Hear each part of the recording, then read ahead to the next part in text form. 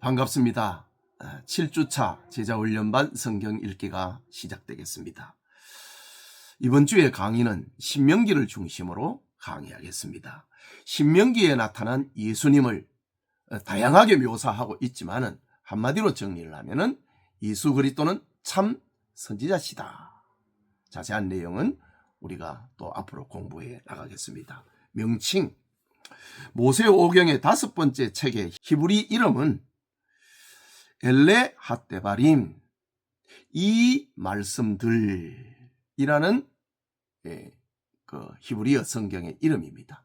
그러나 사건과 인물 중심으로 제목을 붙이는 70인역에서는 신명기 17장 18절에 근거하여서 두테로노미온, 반복된 율법, 제2의 율법, 70인역에서는 성경 이름을 붙였습니다. 우리가 가지고 있는 이 성경책의 이름은 바로 70인역의 번역을 가지고 이름을 붙였기 때문에 우리는 신명기다. 신, 또 신자, 명할 명자에 기록하는 것.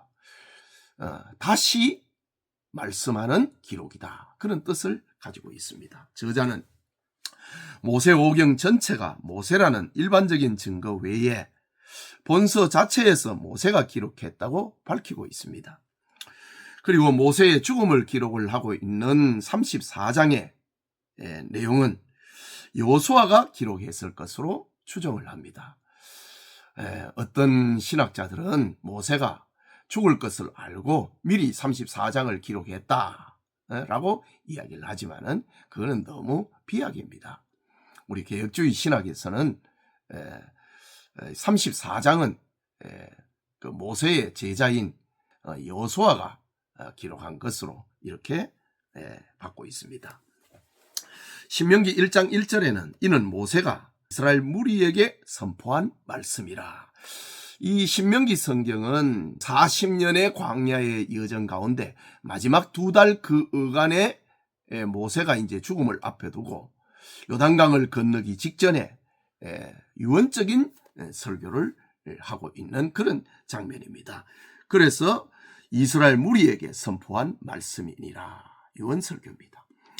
그리고 신명기 31장 9절에 보면은 또 모세가 이 율법을 서서 여호와의 언약궤를 메는 레위 자손 제사장들과 이스라엘 모든 장로에게 주고 모세가 이 율법을 섰다라고 말하고 있는 겁니다. 기록의 장소는 광야 40년의 마지막이니까 모압 광야였지요. 기록의 연대는 가나안 땅에 들어가기 직전 1406년경으로 봅니다. 기록의 목적을 보는데 우리 지도를 참고를 하시면 좋겠습니다. 지도 5번의 출애굽과 광야의 노정의 지도를 참고하면 성경을 읽는데 도움이 되겠습니다. 기록의 목적 첫째는 창조자여 역사의 주인이신 하나님이 이스라엘과 언약을 맺으셨다.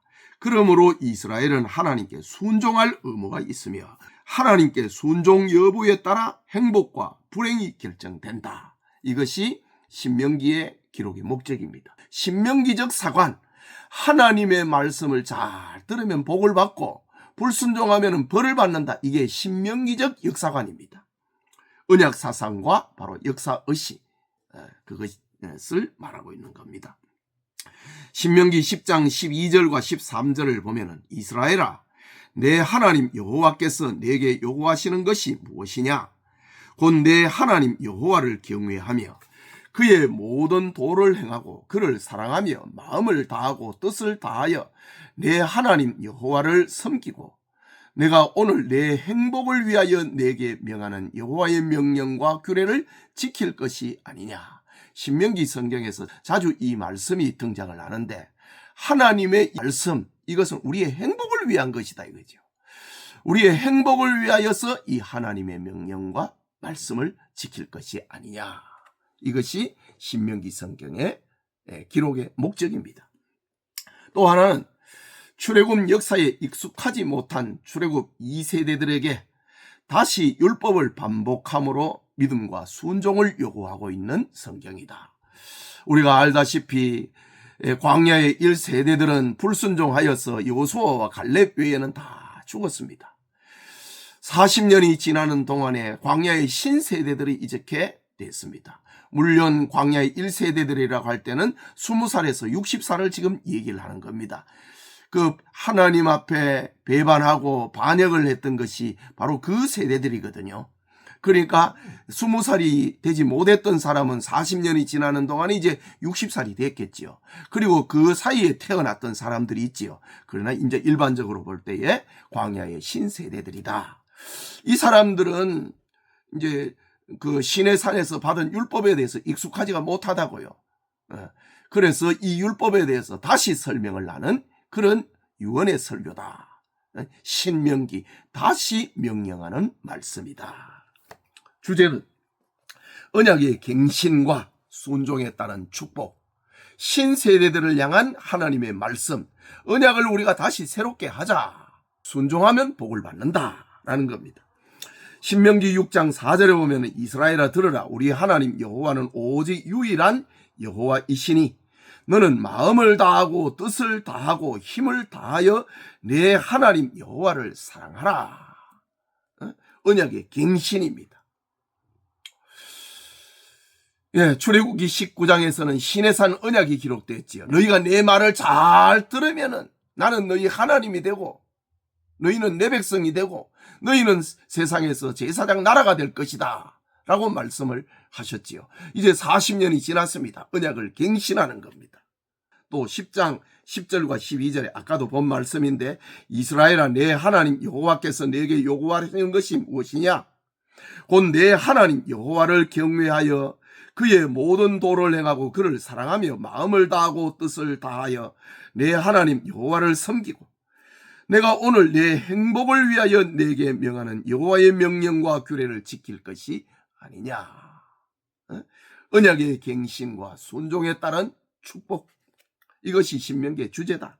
또 신명기 30장 19절에서 20절을 보면은 내가 오늘 하늘과 땅을 불러 너희에게 증거를 삼노라. 내가 생명과 사망과 복과 저주를 네 앞에 두었은즉 너와 네 자손이 살기 위하여 생명을 택하고 내 하나님 여호와를 사랑하고 그의 말씀을 청종하며 또 그를 의지하라. 그는 내 생명이시요 내 장수이시니 여호와께서 내 조상 아브라함과 이삭과 야곱에게 주리라고 맹세하신 땅에 네가 거주하리라. 맹세하신 땅에 네가 거주하리라. 언약의 갱신입니다. 신세대들을 대상으로 하고 있다는 것. 자, 그 다음에 신명기 성경이 갖는 몇 가지 특징이 있습니다. 첫째는 과거 역사의 회고와 율법의 재해석을 통해 출애굽 2세대의 믿음과 헌신을 촉구하는 설교문이다 라는 것. 두 번째는 장차 가나안에서 이루어질 사건, 언약을 체결하고 선지자와 왕을 세우게 되는 이런 사건을 예언자적인 관점에서 계시하고 있다. 그 다음에 세 번째 특징은 예수님께서 예독하시고 많이 인용하신 책이다. 신명기 성경은 지난 40년의 역사를 집약을 해놓으니까 이 신명기 성경의 율법에 대한 모든 내용이 다 들어있지요. 출애굽기 20장에 10계명이 있거든요. 신명기 5장에 보면 또 10계명이 나옵니다. 신세대들을 향하여서 다시 설교하는 내용이니까 율법의 반복인 거지요. 그러니까 이 신명기는 출애굽기, 레위기, 민수기 이 성경이 다 집약이 되어 있는 거니까 예수님께서 이 성경을 가장 많이 인용을 하셨다라는 것. 그리고 또 네 번째, 땅이라는 단어. 이제 곧 가나안 땅에, 언약의 땅에 들어가게 되잖아요. 땅이라는 단어가 200회 이상 나올 정도로 약속의 땅에 대한 열정을 나타내고 있는 성경이다. 다섯 번째 특징은 모세의 죽음을 포함하여 약 2개월의 짧은 기간 중에 일어난 일들을 기록한 책이다. 이스라엘 역사의 과거와 현재와 미래에 대한 모세의 설교가 3편 진행이 되었다라는 말입니다. 그 다음에 이제 다른 모세 5경과 신명기 성경과의 관계는 창세기는 선택된 이스라엘 민족의 시작을, 아브라함이 민족의 시작이잖아요. 출애굽기는 국가 형성과 율법 주신 것을, 큰 민족이 형성됐으니까. 레위기는 백성에게 하나님 예배하는 길을, 민수기는 백성들의 방황하는 모습을 완전하지 못하니까, 신명기는 약속의 땅으로 들어가기 위한 마지막 준비를 설명해 준다. 모세 오경과의 사이에서 신명기의 위치입니다. 신명기의 구성은 세 편의 설교라고 말씀했지요. 과거와 현재와 미래. 출애굽 제40년 11월 죽음을 앞둔 모세가 남긴 세 편의 고별 설교인데, 첫째는 1장에서 4장까지 하나님이 행하신 것, 곧 과거 역사의 회고의 이야기다. 그 다음에 두 번째 설교는 4장에서 26장까지 하나님이 바라시는 것, 현재 율법의 재해석을 통하여서 하나님이 바라는 것이 이것이다. 이것이 이제 4장 후반부부터 26장까지. 이 안에 이제 십계명이 해설하고 의식법과 시민법과 사회법, 이런 내용들을 설교를 합니다. 그 다음에 모세의 세 번째 설교는 하나님이 행하실 일, 미래의 역사지요. 미래의 전망과 언약의 갱신, 27장에서 34장까지. 언약의 땅에서 지켜야 할 규례들, 모압 평지에서 맺은 언약의 갱신, 하나님 앞에 이스라엘 신세대들이 다시 우리가 하나님을 사랑하겠습니다, 언약을 지키겠습니다, 이런 내용들, 언약의 갱신이지요. 그 다음에 모세의 최후 행적과 새 지도자 여호수아의 등장, 이런 구조로 되어 있습니다. 자, 우리가 신명기 성경을 읽을 때에 놓치지 말아야 될 것, 신명기에 나타난 그리스도입니다. 첫째는 모세와 같은 선지자의 출현은 하나님의 말씀을 완성시키기 위하여 성육신하신 참 선지자 예수 그리스도를 예언한다. 우리가 처음에 공부를 할 때에 그 예언이 있고, 직접적인 계시가 예언이지요. 그 다음에 점진적인 계시가 있지요. 그건 예표입니다. 예언과 예표, 이렇게 구분이 되는데, 참 선지자의 출현, 그건 예언이지요. 자, 신명기 18장 15절에 보면은 내 하나님 여호와께서 너희 가운데서 내 형제 중에서 나를 위하여 나와 같은 선지자 하나를 일으키시리니 너희는 그의 말을 들을지니라. 예언이죠. 직접적인 예언이잖아요. 간접이 아니지요. 선지자 하나를 보내주겠다라고 했습니다. 자, 이것을 이제 사도행전 7장 37절에서 받아서 말합니다. 이스라엘 자손에 대하여 하나님이 너희 형제 가운데서 나와 같은 선지자를 세우리라 하던 자가 곧 이 모세라. 예수님에 대해서 모세가 나와 같은 선지자를 보내겠다고 했는데 그분이 바로 예수님이다.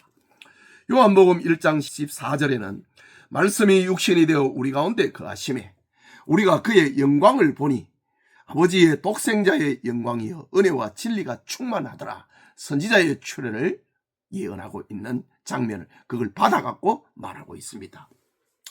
두 번째, 이 신명기 성경에 나타난 예수님, 조금 전에는 예언이었고 이제는 상징, 예표입니다. 모세의 사역은 그리스도의 삼중직을 상징한다, 예표한다. 첫째, 이스라엘의 통치자로서의 모세의 왕직, 모세의 사역은 왕과 같은 사역이었거든요. 신명기 33장 4절과 5절을 보면은 모세가 우리에게 율법을 명령하였으니 곧 야곱의 총회의 기업이로다. 여수론의 왕이 있었으니 곧 백성의 수령이 모이고 이스라엘 모든 지파가 함께한 때로다 라고 했습니다. 이스라엘의 왕이 있었다, 여수론의 왕이 있었다. 그것은 바로 모세 자신을 말하고 있는 겁니다. 이런 모세의 삶은 그리스도의 왕직을 상징하고 있다. 마태복음 2장 2절에 유대인의 왕으로 나신 이가 어디 계시냐? 우리가 동방에서 그의 별을 보고 그에게 경배하러 왔노라 하니, 예수님의 탄생하실 때 동방의 박사들이 왕으로 나신 이를 우리가 경배하러 왔다. 왕으로 오신 예수님. 마태복음 27장 11절에 예수께서 총독 앞에 섰음에 총독이 물어 이르되 네가 유대인의 왕이냐? 예수께서 대답하시되 네 말이 옳도다 하시고, 예수님께서 자신이 직접 내가 왕으로 왔다 인정을 하고 있는 예수님의 모습입니다. 그 다음에 모세의 사역은 그리스도의 삼중직, 왕, 제사장, 선지자가 삼중직이거든요. 모세에게서 이걸 보게 된다는 겁니다. 하나님과 백성 간의 중보자로서의 제사장직. 출애굽기 32장 31절과 32절에 모세가 여호와께로 다시 나아가 여짜오되 슬프도소이다. 이 백성이 자기들을 위하여 금신을 만들어 싸우니 큰 죄를 범하였나이다. 그러나 이제 그들의 죄를 사하시옵소서. 그렇지 아니하시오면은 원하건대 주께서 기록하신 책에서 내 이름을 지워버려 주옵소서. 자기 생명을 담보로 하고 이스라엘 백성들의 죄를 용서해 달라고 했던 모세의 제사장적 기도, 바로 예수님을 상징을 하고 있다. 히브리서 2장 17절과 18절에는 받아 말합니다. 그러므로 그가 범사의 형제들과 같이 되심이 마땅하도다. 이는 하나님의 일에 자비하시고 신실한 대제사장이 되어 백성의 죄를 속량하려 하심이라. 그가 시험을 받아 고난을 당하셨은즉 시험받은 자들을 능히 도우실 수 있느니라. 예수님의 대제사장적 사역, 그거를 모세에게서 발견할 수 있게 된다. 그 다음에 세 번째, 하나님께로부터 받은 말씀을 백성에게 전하는 선지자직, 모세에게서 선지자직, 이것이 예수님을 예표하고 있다.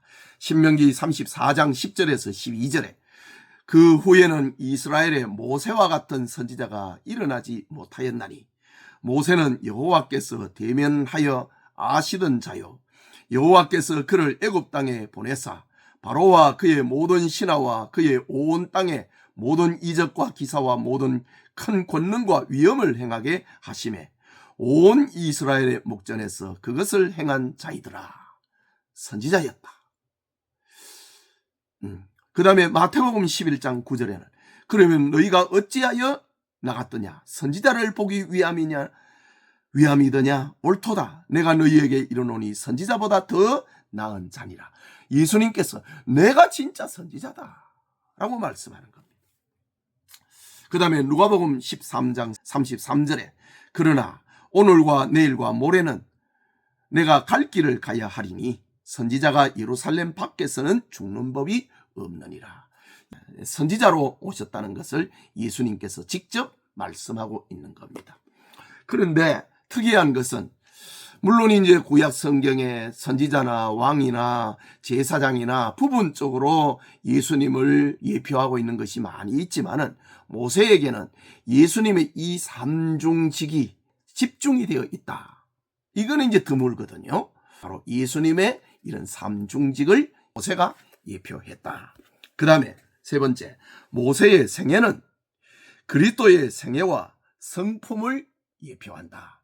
아까는 삼중직을 예표했는데 예수님의 성품과 생애를 예표하는 것이 모세의 생애에서도 볼 수 있다.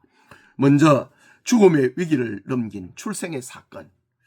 출애굽기 1장 16절에 이르되 너희는 히브리 여인을 위하여 해산을 도울 때에 그 자리를 살펴서 아들이거든 그를 죽이고 딸이거든 살려두라. 바로 왕이 히브리인 산파에게 명령하는 것. 아들이면 죽이라, 딸이면 살려 죽어라 라고 했지요. 그러니까 모세의 출생의 위기가 있었다는 말이죠. 예수님도 마찬가지였습니다. 마태복음 2장 13절에 그들이 떠난 후에 주의 사자가 요셉에게 현몽하여 이르되 헤롯이 아기를 찾아 죽이려 하니 일어나 아기와 그의 어머니를 데리고 애굽으로 피난하여 내가 네게 이르기까지 거기 있으라 하시니. 예수님이 출생했을 때 2살 아래의 남자 아이들을 다 죽이려고 그랬다고. 그러니까 천사가 요셉에게 현몽하여서 빨리 피난하라. 이런 출생의 위기의 사건. 그리고 높은 지위를 떠난 비하의 삶, 모세에게서 발견하게 됩니다. 출애굽기 2장 11절에 모세가 장성한 후에 한 번은 자기 형제들에게 나아가서 그들이 고독에 노동하는 것을 보더니 어떤 애굽 사람이 한 히브리 사람 곧 자기 형제를 치는 것을 본지라 라고 했습니다. 모세는 바로의 공주의 아들이었지만은 히브리인들을 괴롭히는 애굽인을 죽여버립니다. 이 일이 탄로가 나서 미디안으로 도망을 가게 되지요. 자, 어쨌든 공주의 아들이라 칭함을 거절했던 모세의 생애입니다. 빌립보서 2장 6절에서 8절을 보면 그는 근본 하나님의 본체시나 하나님과 동등됨을 취할 것으로 여기지 아니하시고 오히려 자기를 비워 종의 형체를 가지사 사람들과 같이 되셨고 사람의 모양으로 나타나사 자기를 낮추시고 죽기까지 복종하셨으니 곧 십자가에 죽으심이라. 예수님의 낮아지심. 모세가 바로의 공주의 아들이라 칭함을 거절하고 하나님의 백성과 함께 고난받기를 좋아했던 이런 모습, 예수님을 예표하고 있다. 그 다음에 모세의 생애 가운데 40주야를 하나님과 더불어 지냈던 것. 모세가 하나님의 율법을 받기 위하여서 시내산에 올라갔지요. 40주야 시내산에 올라갔습니다. 출애굽기 24장 18절에 모세는 구름 속으로 들어가서 산 위에 올랐으며 모세가 40일 40야를 산에 있으니라. 40일 동안 모세는 금식했습니다. 예수님의 생애도 이런 것이 있지요.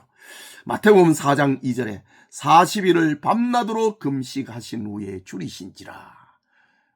예수님의 공생애가 시작이 될 때 40일 금식하고 기도함으로 그의 사역이 시작됐죠. 모세가 하나님의 율법을 받는 것, 이런 모습이 예수님의 생애를 예표하고 있다. 그 다음에 동족에게 배척을 당하신 일. 출애굽기 5장 21절에 그들에게 이르되 너희가 우리를 바로의 눈과 그의 신하의 눈에 미운 것이 되게 하고 그들의 손에 칼을 주어 우리를 죽이게 하는도다. 여호와는 너희를 살피시고 판단하시기를 원하노라. 모세와 아론이 바로왕에게 들어가서 하나님께서 내 백성을 여기에서 내보내라고 하셨다.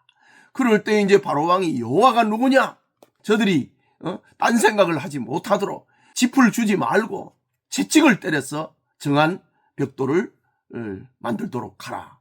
이런 바로의 명령이 있으니까 이제 이스라엘 백성들의 이 족장들이 모세와 아론을 만나갖고 이제 뭐라 크는 거거든요. 그들의 손에 칼을 주어 우리를 죽이게 하는도다. 여호와는 너희를 살피시고 판단하시기를 원하노라. 모세와 아론은 하나님의 사명을 받아갖고 이스라엘 백성을 출애굽하기 위해서 갔는데 백성들은 모세를 배척을 하고 있는 이런 장면. 예수님에게도 이런 생애가 보입니다. 요한복음 1장 10절에서 11절에 그가 세상에 계셨으며 세상은 그로 말미암아 지은 바 되었으되 세상이 그를 알지 못하였고 자기 땅에 오매 자기 백성이 영접하지 아니하였느니라. 배척당하고 계시는 예수님의 모습입니다. 우리가 첫 시간에 공부한 것처럼 예수님의 생애와 예수님의 사역은 전혀 새로운 것이 없었습니다. 구약에 예언되고 예표되었던 성경대로 되셨다, 성경대로 행하셨다, 성경대로 가르치셨다, 이런 내용들이 바로 이런 모세의 생애에서 예수님의 한 부분을 말하고 있었다라는 겁니다. 그 다음에 다섯 번째입니다. 백성의 변호자와 중보자로서의 모세의 생애. 출애굽기 32장 11절에서 12절에 모세가 시내산에서 율법을 받는 동안에 이스라엘 백성들이 모세가 40일이 됐는데 안 내려오니까 모세는 죽었다. 우리가 우리를 위하여서 한 신을 만들자. 그래서 이스라엘 백성들은 애굽에서 배웠던 신 금송아지를 만든 거예요. 이런 사실 앞에 하나님이 진노하니까 모세가 하나님 앞에 엎드려 기도하는 내용. 아까도 읽어보았지만은 다시 한번 보겠습니다. 모세가 그의 하나님 여호와께 구하여 이르되 여호와여 어찌하여 큰 권능과 강한 손으로 애굽 땅에서 인도하여 내신 주의 백성에게 진노하시나이까. 어찌하여 애굽 사람들이 이르기를 여호와가 자기 백성을 산에서 죽이고 지면에서 진멸하려는 악한 의도로 인도하여 내었다고 말하게 하시려 하나이까. 주의 맹렬한 노를 그치시고 뜻을 돌이키사 주의 백성에게 이 화를 내리지 마옵소서. 백성의 변호자요 백성의 중보자로서의 모세의 이런 모습, 예수님에게도 나타나지요. 요한복음 17장 9절에 내가 그들을 위하여 비옵나니 내가 비옵는 것은 세상을 위함이 아니요 내게 주신 자들을 위함이니이다. 그들은 아버지의 것이로소이다. 예수님께서 제자들과 자기 백성들을 향하여서 하나님께 기도하고 있었던 모습. 히브리서 9장 15절에 이로 말미암아 그는 새 언약의 중보자이니 이는 첫 언약 때에 범한 죄에서 속량하려고 죽으사 부르심을 입은 자로 하여금 영원한 기업의 약속을 얻게 하려 하심이라. 죄에서 속량하려고 예수님이 대신 죽었다. 변호인이요 그리고 중보자로서의 예수님의 모습. 그 다음에 6번째, 하나님의 뜻을 온전히 성취한 삶. 출애굽기 40장 33절에 그는 또 성막과 제단 주위 뜰에 포장을 치고 뜰문에 휘장을 다니라. 모세가 이같이 역사를 마치니라. 하나님께서 모세에게 시내산에서 계시한 것을 다 마쳤다. 온전히 이루었다. 라는 말씀. 요한복음 17장 4절에 아버지께서 내게 하라고 주신 일을 내가 이루어 아버지를 이 세상에서 영화롭게 하였사오니. 아버지께서 내게 하라고 하신 일 내가 했다. 예수님의 말씀입니다. 예수님의 기도 속에 나온 말씀이지요.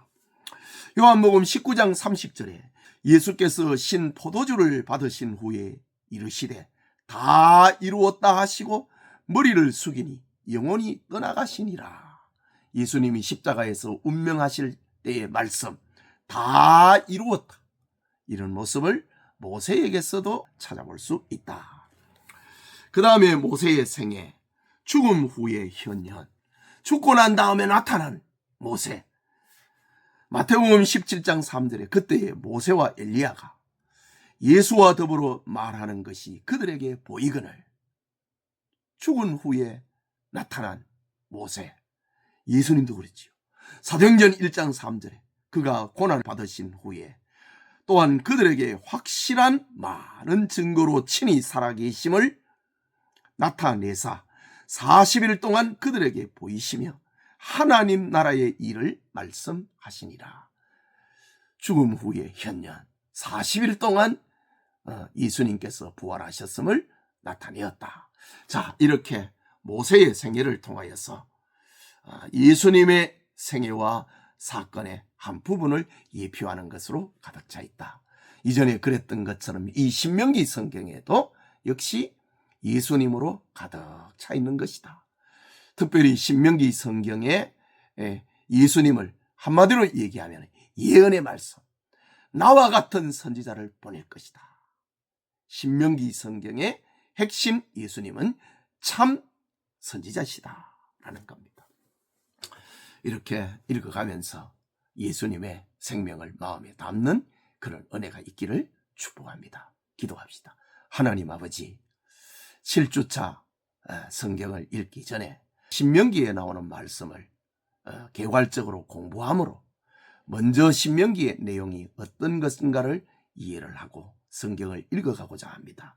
우리가 이렇게 공부를 하는 것은 우리가 성경을 읽을 때에 내 마음대로 해석을 하고 이해를 하는 그런 모습에 어리석음에 빠지지 않고 성경에 기록된 그 원리대로 말씀대로 계시대로 우리가 성경을 읽기 위함입니다. 하나님 우리에게 지혜를 주시고 성경을 읽어가는 동안에 예수님의 생명을 마음에 담아내는 그런 축복이 있도록 도와주시옵소서. 신명기 속에 가득 기록되어 있는 예수님을 만나는 예언과 예표로 가득 찬 예수님을 만나는 신령한 은혜가 있도록 도와주시옵소서. 예수님 이름으로 기도합니다. 아멘.